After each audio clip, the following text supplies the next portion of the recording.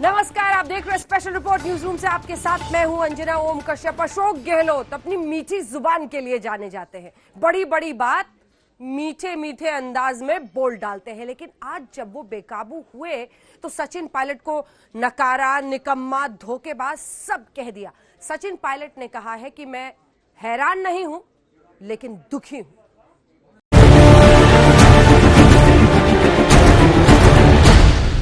जानते थे कि निकम्मा है, नाकारा है, कुछ काम नहीं कर रहा है, खाली लोगों को लड़वा रहा है।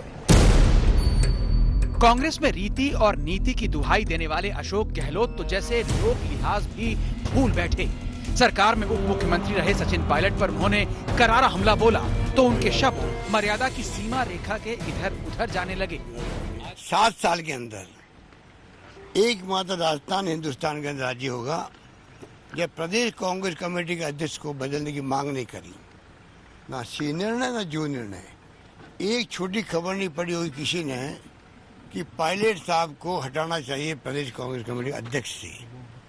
हम जानते थे कि निकम्मा है, नाकारा है, कुछ काम नहीं कर रहा है, खाली लोगों को लड़वा रहा है। सुन तो लिया होगा आपने और समझ भी गए होंगे कि राजस्थान की राजनीति कहां तक पहुंच चुकी है। सचिन पायलट मानते हैं कि राजस्थान में अगर कांग्रेस की सरकार आई तो उनकी वजह से, और यहां गहलोत उन्हें निकम्मा, नाकारा और धोखेबाज बता रहे हैं। मान सम्मान दिया, पूरा सब कुछ किया। वो व्यक्ति कांग्रेस की पीठ के अंदर छुरा भोंक के जाने के लिए तैयार हो जाए। ये जो खेल अभी हुआ है ये 10 मार्च को होता। अशोक गहलोत ने आज राज्यपाल कलराज मिश्र से मुलाकात की और उन्हें 102 विधायकों के समर्थन की सूची सौंपी। इसके बाद उन्होंने सचिन पायलट पर करारा हमला किया। सचिन पायलट पर बीजेपी के हाथों में खेलने का आरोप लगाते हुए गहलोत ने ये भी पूछ लिया कि आखिर हाईकोर्ट में केस लड़ने वाले वकीलों की मोटी फीस आ कहां से रही है। कौन है वकील? वो हरीश साल्वे जी, लंदन से। इनकी फीस कितनी होती है? एक पेशी की 50 लाख होती है, 40 लाख होती है। कौन वकील दूसरे? मुकुल रोहतगी साहब, अटॉर्नी जनरल ऑफ इंडिया और बीजेपी के खास चहेते थे, वो खड़े हैं यहाँ पे। उनकी फीस भी 50-40 लाख है। ये पैसा कहाँ से आ रहा है? क्या पायलट साहब ये से दे रहे पैसा? गहलोत ने कुछ दिन पहले कहा था कि सचिन पायलट की पार्टी में रगड़ाई नहीं हुई थी। आज उन्होंने फिर दोहराया कि पायलट को कम उम्र में बहुत कुछ मिल गया जिसके वो हकदार नहीं थे। 25 साल की उम्र में मेंबर पार्लियामेंट बने, 26 साल में केंद्रीय मंत्री बन जाए, 10-12 साल के जेब में आप सब कुछ बन गए। ऐसा बहुत कम होता है, लोगों को मिलता है। उसके बाद में जिस रूप में उन्होंने खेल खेला वो बहुत दुर्भाग्यपूर्ण है, बहुत दुर्भाग्यपूर्ण। सचिन पायलट को लानतें भेजने वाले अशोक गहलोत ये बताना भी नहीं भूले कि वो राजनीति के पुराने चावल हैं, अपना काम बखूबी जानते हैं। मैं यहाँ बैंगन बेचने नहीं आया हूँ, मैं यहाँ कोई सब्जी बेचने नहीं आया हूँ, मैं मुख्यमंत्री बना आया हूँ। तय कर लो तुम, कल तो अशोक गहलोत के घर खड़े थे, परसों तुम AICC में CP जोशी के कमरे के बाहर खड़े थे। मैं कैसे विश्वास तुम्हारे ऊपर करूं? गहलोत ने सचिन पायलट पर बीजेपी के साथ मिलकर सरकार गिराने की साजिश रचने का आरोप लगाया। कटाक्ष भी किया कि सचिन बीजेपी में जाने का मन बना चुके थे, वो तो कांग्रेस के विधायक राजी नहीं हुए। किस रूप में उन्होंने पिछले 6 महीने से कॉन्स्पिरेसी करी थी, इस रूप में पार्टी को थोड़ा अलग करके भारतीय जनता पार्टी के सहयोग से या तो ज्वाइन करें या टॉपर करें, सरकार थर्ड फ्रंट बना लेंगे। जब हमारे विधायकों ने कहा हम भारतीय जनता पार्टी में जाएंगे तो कहा गया कि आप हम थर्ड फ्रंट बनाते हैं। अशोक गहलोत ने सचिन पायलट पर करारा वार किया तो उनके गुट के विधायक गिरिराज सिंह मलिंगा ने आरोप लगाया कि पायलट ग्रुप ने उन्हें खरीदने की कोशिश की थी। तो सचिन जी से बात हुई, उन्होंने पैसे की वजह से बात जरूर की थी कितना पैसा? मैंने सचिन पायलट ने आपको कहा था कि आप पैसा लीजिए। पैसा लीजिए। क्या 35 करोड़ की बात आई थी? 35 से ऊपर भी थी? 35 की आई, चिंता मत करो, 35 की रेट है। गहलोत के हमले के जवाब में सचिन पायलट ने अपना बयान जारी किया है। सचिन ने कहा, मैं ऐसे आधारहीन आरोपों से हैरान नहीं बल्कि दुखी हूँ। ऐसा इसलिए भी किया गया है क्योंकि कांग्रेस सदस्य और विधायक रहते हुए मैंने राज्य में पार्टी नेतृत्व को लेकर सवाल किए। अब मुझे बदनाम करने और मेरी साख पर हमला करने की कोशिश हो रही है। इसका मकसद मुख्य मुद्दे से भटकाना है। जिस भी विधायक ने मेरे खिलाफ ऐसे आरोप लगाए हैं, मैं उनके खिलाफ सख्त से सख्त कानूनी कदम उठाऊंगा। सचिन पायलट अभी कांग्रेस में ही हैं और कांग्रेस का एक धड़ा नहीं चाहता कि वो पार्टी से बाहर जाएं। गहलोत भी सचिन पायलट पर अब तक इतने हमलावर नहीं हुए थे, तो फिर उन्हें ये बूस्टर डोज आखिर मिला कहां से, जो वो सचिन पायलट पर अपनी भड़ास सरेआम निकालने लगे हैं। शरद कुमार, जयपुर, आज तक। इधर सचिन गुट के विधायकों के लिए कोर्ट में मामला आज भी लटका ही रह गया। जी हां, सचिन गुट के विधायकों की तरफ से दलील देते हुए वकील स्पीकर के अधिकार पर सवाल खड़े कर रहे थे। उधर स्पीकर के वकील कोर्ट के क्षेत्राधिकार पर ही सवाल खड़े कर रहे थे, लेकिन मामले का निपटारा आज भी नहीं हो पाया। अब कल सुबह 10:30 बजे फिर सुनवाई होगी।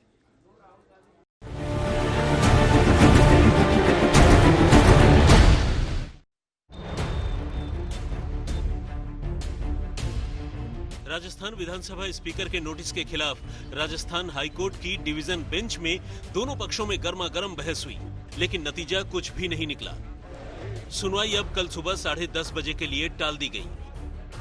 आज की सुनवाई में वरिष्ठ अधिवक्ता अभिषेक मनु सिंघवी ने विधानसभा अध्यक्ष की तरफ से पैरवी करते हुए अदालत के क्षेत्राधिकार पर ही सवाल उठा दिए। अभिषेक मनु सिंघवी ने कहा कि कोर्ट का इस मामले में क्षेत्राधिकार नहीं बनता है। विधायकों की अयोग्यता को लेकर अभी कोर्ट सुनवाई नहीं कर सकता है, ये अधिकार स्पीकर के पास है। अभिषेक मनु सिंघवी ने कहा, स्पीकर के कारण बताओ नोटिस पर रोक नहीं लगाई जा सकती। अभी भी 19 विधायकों के खिलाफ जारी हुए नोटिस पर कोई फैसला नहीं हुआ है। इस पर जज ने पूछा, क्या स्पीकर किसी भी तरह की शिकायत पर नोटिस जारी कर सकते हैं? इस पर अभिषेक मनु सिंघवी ने कहा, नहीं, ये 10वीं अनुसूची के तहत होना चाहिए। शिकायत मिलने के बाद स्पीकर देखते हैं कि ऐसा है या नहीं, फिर विचार करते हैं। कोर्ट ने कहा, जब वजह दर्ज नहीं की तो विधायकों को कारण बताओ नोटिस किस बात का? ये 19 याचिकाकर्ता कांग्रेस का हिस्सा हैं या नहीं? क्या पार्टी मीटिंग के लिए व्हिप जारी की जा सकती है? बेसिक तर्क ये है कि जो स्पीकर है उसके पास पावर्स हैं नोटिस देने की और केस डिसाइड करने की, और एक म्यूचुअल रिस्पेक्ट होती है जुडिशरी और लेजिस्लेटिव असेंबली की। तो अभी हस्तक्षेप करना अगर जुडिशरी के द्वारा होगा वो प्रीमेच्योर होगा, क्योंकि अभी कोई भी ऑर्डर नहीं किया गया है स्पीकर के द्वारा, अभी सिर्फ शो कॉज नोटिस दिया गया है। तो ये प्रीमेच्योर मूव है और ऐसी नज़ीरें हैं जहाँ सुप्रीम कोर्ट ने इंडल्जेंस देने से मना किया है कि अभी स्पीकर को तय करना बच रहा है। लंच के बाद अदालत सुनवाई के लिए बैठी तो सचिन पायलट के वकील हरीश साल्वे ने कहा, इस मामले में हम कोर्ट से और वक्त चाहते हैं। अभिषेक मनु सिंघवी ने कहा, स्पीकर बुधवार तक मामले को टालने पर सहमत हो सकते हैं, बशर्ते विधायक कल तक अपना जवाब दाखिल कर दें। हरीश साल्वे ने कहा, हम स्पीकर के नोटिस का जवाब नहीं देना चाहते, कोर्ट ही इस मामले में फैसला सुनाए। स्पीकर ने विधायकों का पक्ष सुने बिना ही अपना मन बना लिया है। हरीश साल्वे ने कहा, जिस शिकायत पर नोटिस जारी किया गया वो उनके क्षेत्राधिकार में ही नहीं है। मैच समाप्त हो गई, कल वापस रखा है 10:30 बजे जो बाकी है। रोजगी साहब और सिंघवी साहब को पुनः सुना जाएगा, बाकी लोग जो रह गए हैं उनको भी सुना जाएगा और कल खत्म। आप लोग तरफ से क्या कहा गया? हमारी तरफ से यही कहा गया कि जो भी कार्रवाई की है स्पीकर ही करेगा। बहरहाल राजस्थान हाईकोर्ट में अब इस मामले की सुनवाई मंगलवार सुबह 10:30 बजे होगी। इंतजार कीजिए तब तक। सचिन पायलट और अशोक गहलोत के बीच जारी सियासी जंग अब कानूनी जंग का रूप ले चुका है। कोर्ट में दोनों ही तरफ से लंबे दलीलें दी जा रही है। ऐसे में वक्त लगना तय है, लेकिन ये भी तय है कि जिस पार्टी को भी यहाँ हार मिलेगी वो आगे सुप्रीम कोर्ट में जाएगा, यानी कानूनी दांवपेच का मामला अभी लंबा चलेगा। कैमरामैन निखिल शर्मा के साथ शरद कुमार, जयपुर, आज तक। और अब बात राम मंदिर की। 5 अगस्त को भूमि पूजन का कार्यक्रम है अयोध्या में। खबर ये आई कि प्रधानमंत्री नरेंद्र मोदी उसमें शामिल हो सकते हैं। विपक्ष धर्मनिरपेक्षता की दुहाई दे रहा है। दूसरी तरफ ट्रस्ट ने कह दिया है कि अब मंदिर को और भी भव्य बनाया जाएगा। इस रिपोर्ट में देखिए।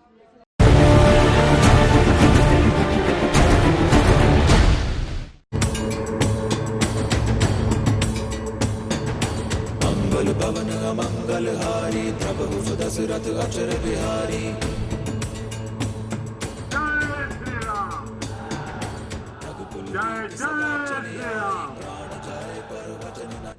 अयोध्या में राम मंदिर निर्माण के भूमि पूजन की उल्टी गिनती शुरू हो गई है। 5 अगस्त को अयोध्या में राम मंदिर का भूमि पूजन होगा और इसमें शामिल होने के लिए प्रधानमंत्री नरेंद्र मोदी को भी न्योता भेजा गया है। सूत्रों के मुताबिक प्रधानमंत्री नरेंद्र मोदी अभिजीत मुहूर्त में सर्वार्थ सिद्धि योग में भूमि पूजन करेंगे। गंगा जल और अन्य तीर्थों के जल से पूजा होगी। मोदी 40 किलो चांदी की श्री राम शिला का पूजन करेंगे। 5 अगस्त को प्रधानमंत्री मोदी भूमि पूजन करने अयोध्या आएंगे और इसकी तैयारियां भी शुरू हो गई हैं। शहर में जगह जगह बैरिकेडिंग की टेस्टिंग अभी से शुरू हो चुकी है। हालांकि औपचारिक तौर पर अभी तक उनका कार्यक्रम नहीं आया है, लेकिन ये नए राम मंदिर का नया रास्ता है। हालांकि मोदी की अयोध्या यात्रा को लेकर सियासी घमासान भी छिड़ा है। कांग्रेस मोदी को धर्मनिरपेक्षता की दुहाई देते हुए सोमनाथ मंदिर निर्माण की याद दिला रही है। सोमनाथ के मंदिर का उद्घाटन करने के लिए पंडित जवाहरलाल नेहरू जी गए नहीं थे, क्योंकि उनका कहना था कि मैं एक सेक्युलर स्टेट का प्रमुख हूँ और वहाँ मेरा जाना ठीक नहीं होगा, क्योंकि ये लोगों को संदेश अलग होगा। लेकिन आजकल ये सब बातें बदल गई हैं। प्रधानमंत्री खुद तय करेंगे जाना कि नहीं जाना। अल्लामा इकबाल ने कहा कि पूरी दुनिया को हिंदुस्तान पर अगर नाज है तो वो भगवान राम की वजह से है, भगवान मर्यादा पुरुषोत्तम राम की वजह से। इस बात को अगर कुछ लोग नहीं समझते, न समझने की कोशिश करते हैं, तो मुझे लगता है ये उनकी अपनी प्रॉब्लम है, उनकी अपनी समस्या है। उधर संतों की मांग पर अयोध्या में राम मंदिर का नक्शा बदल दिया गया है। अब और भी ऊंचा और भव्य मंदिर बनाने की तैयारी है। पहले राम मंदिर 2 मंजिला बनने वाला था, लेकिन अब मंदिर 3 मंजिला होगा। पुराने मॉडल के हिसाब से मंदिर की लंबाई 268 फीट 5 इंच थी, जो अब 280 से 300 फीट के बीच हो सकती है। पहले मंदिर की चौड़ाई 140 फीट तय की गई थी, लेकिन अब मंदिर की चौड़ाई 272 से 280 फीट के बीच होगी। पहले 128 फीट ऊंचा मंदिर बनने वाला था, लेकिन अब नए नक्शे के मुताबिक मंदिर 161 फीट ऊंचा होगा। पहले नक्शे में मंदिर में 3 गुंबद थे, लेकिन अब नए नक्शे में 5 गुंबद प्रस्तावित हैं। भूमि पूजन में माननीय प्रधानमंत्री जी आ रहे हैं। लगातार लोगों ने विरोध भी करना शुरू किया, लेकिन मैं साधुवाद दूंगा माननीय प्रधानमंत्री जी को कि हम लोगों की इच्छा थी, जिज्ञासा थी कि प्रधानमंत्री के ही हाथ भूमि पूजन हो। माननीय मोदी जी आ रहे हैं यहाँ पर, तो हम सब मिल करके उनका स्वागत करना चाहते हैं। और जैसे ही मोदी जी शिलान्यास करेंगे और राम मंदिर का कार्य जैसे ही चालू होगा, हमारे मुस्लिम बिल्कुल कमर कसे बैठे हुए हैं कि हम सब मिल करके लाखों के तादाद में हम मुस्लिम साथियों के साथ राम मंदिर निर्माण में हम सब कार्य सेवा करेंगे। यानी अयोध्या में राम मंदिर प्रस्तावित मंदिर से ज्यादा लंबा, चौड़ा और ऊंचा होगा। इस नए नक्शे को ट्रस्ट ने मंजूरी दे दी है। राम भक्तों को अब तो इंतजार है 5 अगस्त का, जब राम मंदिर का भूमि पूजन होगा और इसके साथ ही शुरू हो जाएगा राम मंदिर निर्माण। कुमार अभिषेक, अयोध्या आज तक। आप देख रहे हैं स्पेशल रिपोर्ट। अब आइए आपको दिखाते हैं डूबा डूबा देश। ये क्यों कह रहे हैं आखिर हम? क्योंकि भारत के एक बड़े हिस्से में इस वक्त बाढ़ की तबाही है। असम से लेकर बिहार तक जल तांडव है, तो उत्तराखंड में बादल फटने की वजह से भारी तबाही मची है।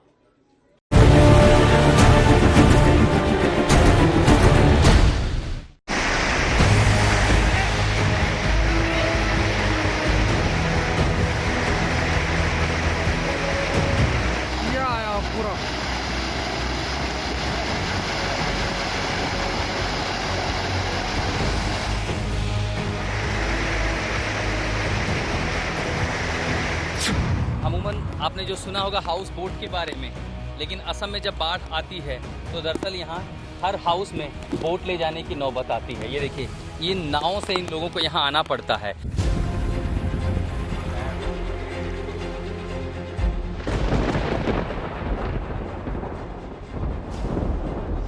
बाढ़ ने देश में फिर से तांडव मचा दिया है।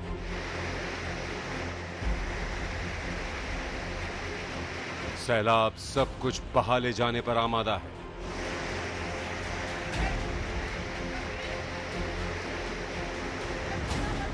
पानी जिंदगी पर इस तरह प्रहार कर रहा है कि सब कुछ तहस नहस कर दिया है। असम में तो जैसे जल प्रलय आ गई है। धरती का नामो निशान नहीं बचा है। लोगों का घर बार कारोबार सब कुछ बाढ़ में पी लिया है।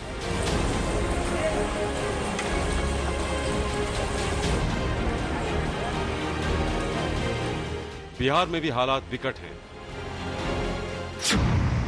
उत्तराखंड में बादल फट रहे हैं।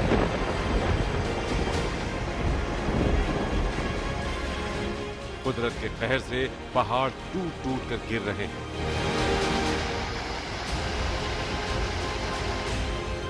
लेकिन ऐसा नहीं कि ये पहली बार हो रहा है। हर साल हर बरस बरसों से इंसान पर इसी तरह कहर टूटता चला आ रहा है। अब सवाल ये है कि कब तक तबाही झेलता रहेगा देश।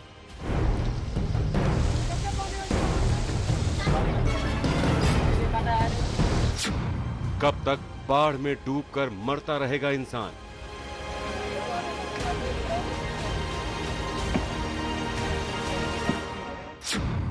आखिर बार बार क्यों आती है बर्बादी की बाढ़। कौन है इस तबाही की बाढ़ का जिम्मेदार।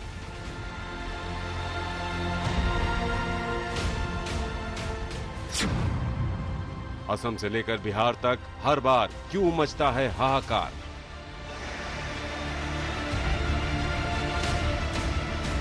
आज हम आपको दिखाएंगे कि देश के कई हिस्से हर साल बाढ़ में क्यों डूब जाते हैं, क्यों नदियां उफन उफन कर तांडव मचाने लगती हैं, क्यों हर साल बाढ़ से लाखों करोड़ों का नुकसान हो जाता है।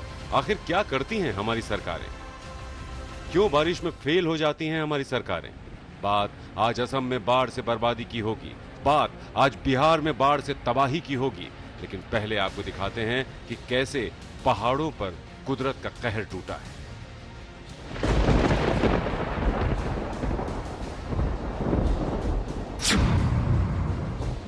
उत्तराखंड के पिथौरागढ़ में बादल फटा तो तबाही का ऐसा सैलाब आया कि सब कुछ तहस नहस करता हुआ चला गया, जिसमें एक ही परिवार के 3 लोग मलबे में दब गए, जबकि दूसरे परिवार के 5 लोग घायल हो गए। 11 लोग अभी तक लापता हैं। रेस्क्यू ऑपरेशन चल रहा है।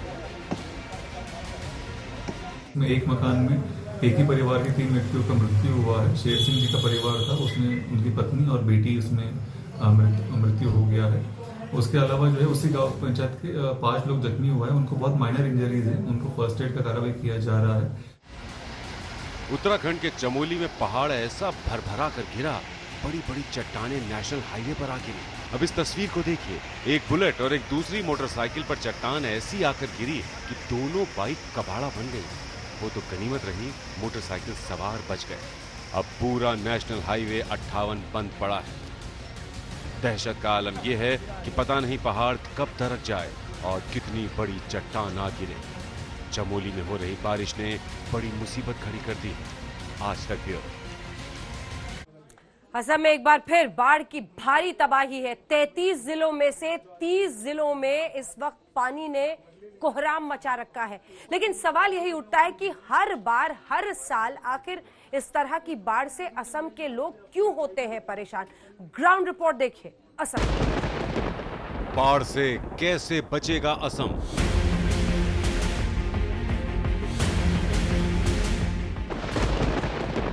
असम के 33 में से 30 जिले बाढ़ में डूबे।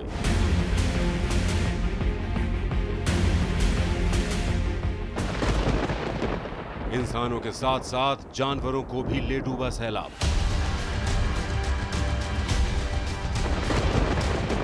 हर साल असम में क्यों आती है बाढ़।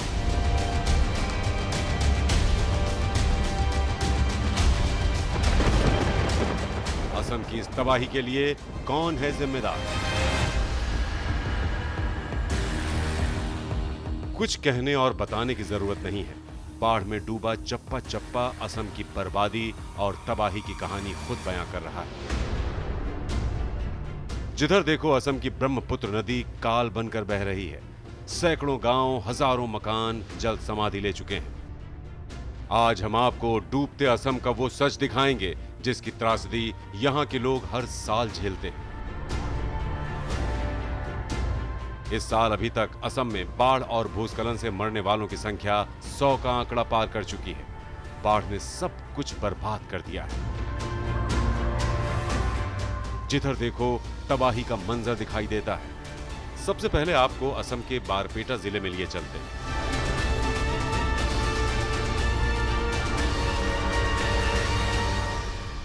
और बारपेटा जिले में दूसरी तस्वीरें कैसी है वो मैं आपको दिखाऊं।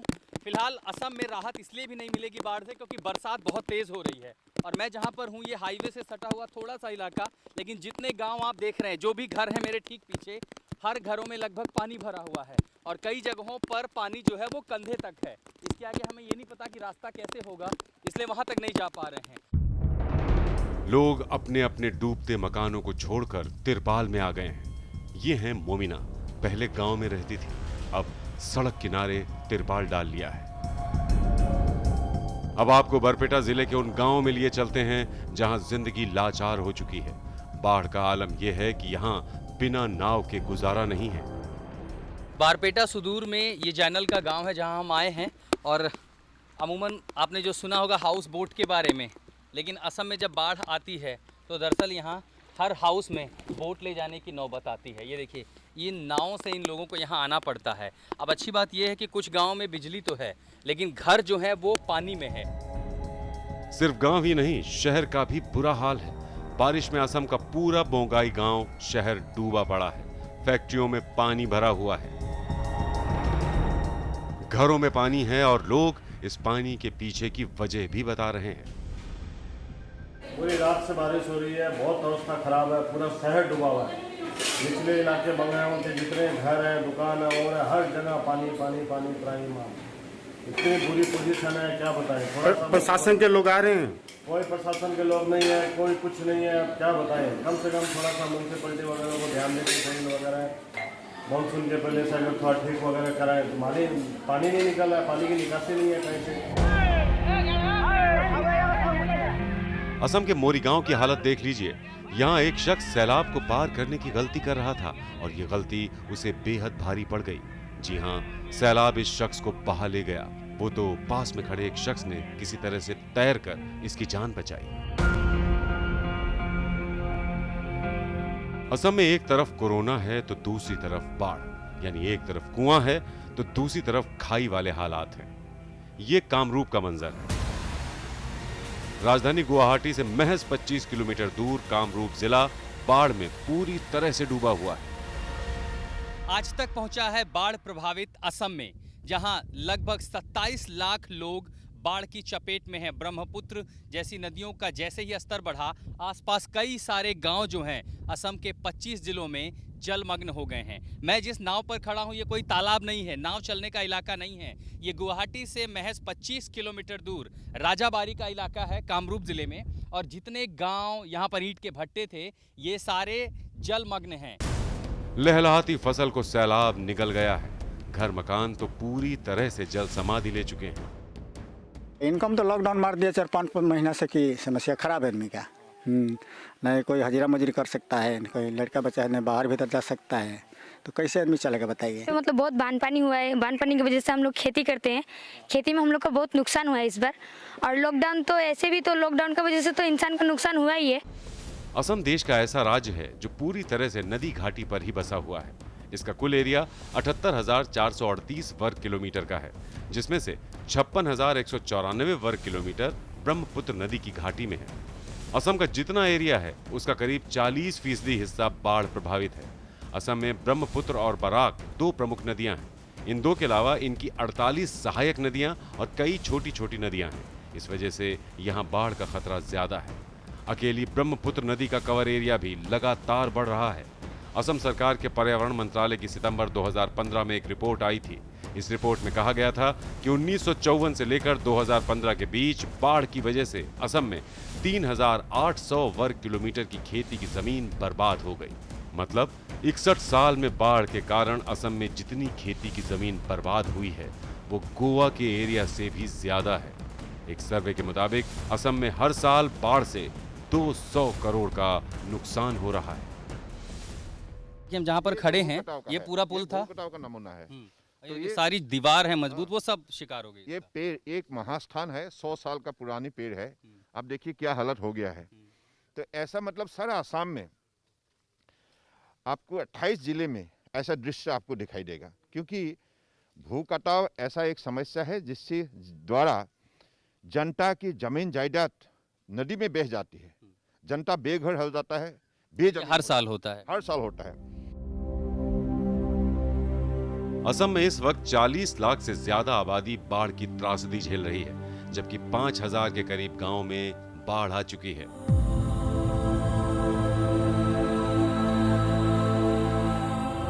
और ये है असम के काजीरंगा नेशनल पार्क का मंजर। काजीरंगा नेशनल पार्क 90% तक पानी में डूब चुका है। जहां तक नजर जाती है पानी ही पानी दिखाई देता है। ऐसा लगता है जैसे किसी टापू पर आ गए हों। बारपेटा से आशुतोष मिश्रा के साथ आज तक ब्यूरो। अगर ये जल तांडव असम से लेकर बिहार तक है तो अब आइए आपको बिहार की एक ग्राउंड रिपोर्ट दिखाते हैं। 5 वजह जानिए कि आखिर क्यों हर वर्ष इस तरह से बाढ़ का प्रभाव बिहार को झेलना पड़ता है। क्यों नेपाल बन गया है बाढ़ के मुद्दे पर बिहार का ही दुश्मन। देखिए इस रिपोर्ट में।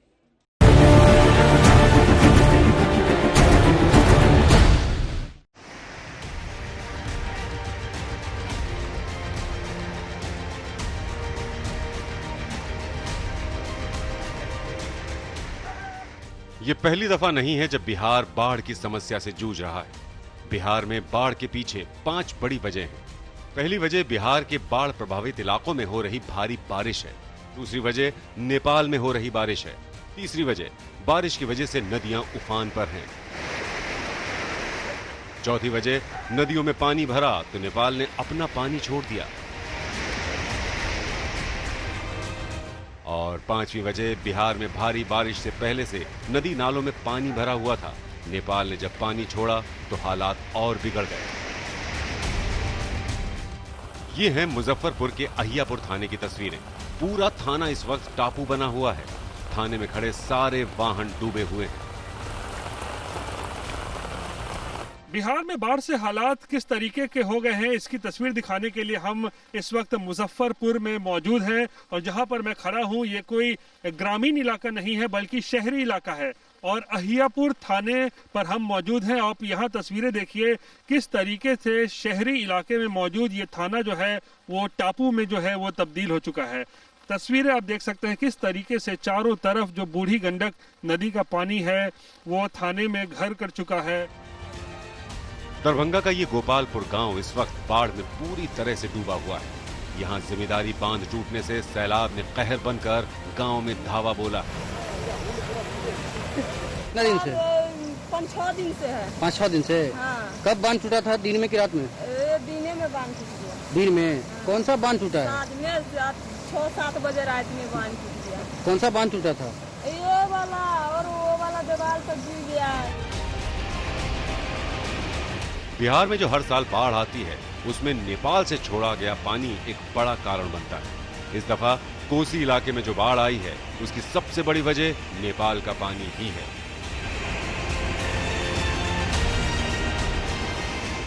सहरसा, सुपौल, मधेपुरा, पूर्णिया, कटिहार, किशनगंज, अररिया, फारबिसगंज और इससे सटे आसपास के जिले इस वक्त कोसी में आई बाढ़ की चपेट में हैं। कोसी नदी को बिहार का शोक कहा जाता है। करीब करीब हर साल कोसी में बाढ़ आती है और पूरा कोसी इलाका इसकी चपेट में आ जाता है। कोसी में 7 नदियां मिलती हैं जो मिलकर तबाही मचाती हैं। ये हमारे यहाँ की जो नदियां हैं वो नेपाल से आती हैं पानी लेके, उसके साथ साथ अपने गाद भी लेके आती है। अब गाद बहा नहीं तो वो नदी के बेड में जमा होता चला गया और नदी का तल ऊंचा हुआ। वैसे स्थिति में अब थोड़ा भी पानी आता है तो वो गाद के कारण तो नदी का पेट पहले ही से ऊंचा है, अब वो चारों तरफ फैलती है, तटबंधों को तोड़ती है। और इसी के साथ स्पेशल रिपोर्ट में इतना ही।